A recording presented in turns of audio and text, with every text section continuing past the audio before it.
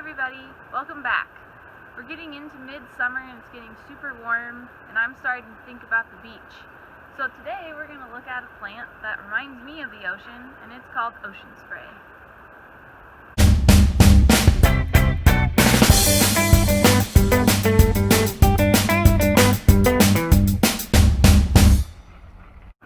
So our local ocean spray can grow anywhere between 3 and 10 feet tall.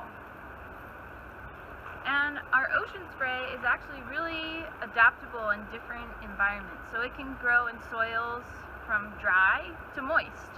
And it loves forests, it loves coastal bluffs, but it especially loves disturbed areas. So you can find it in a forest recently logged, or burned by a fire, or along a trail like we are here today.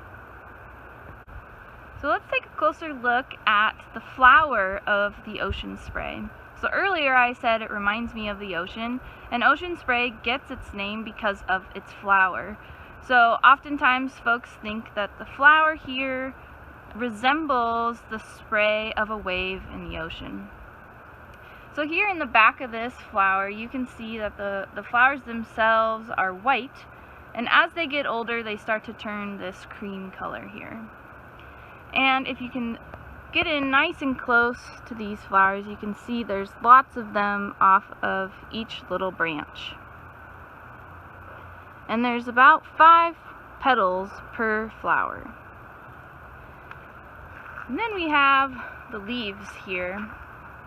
And this is a pretty large one, but you can see it's kind of an oval shaped, or sometimes people say triangle. And the leaves have lots of lobes.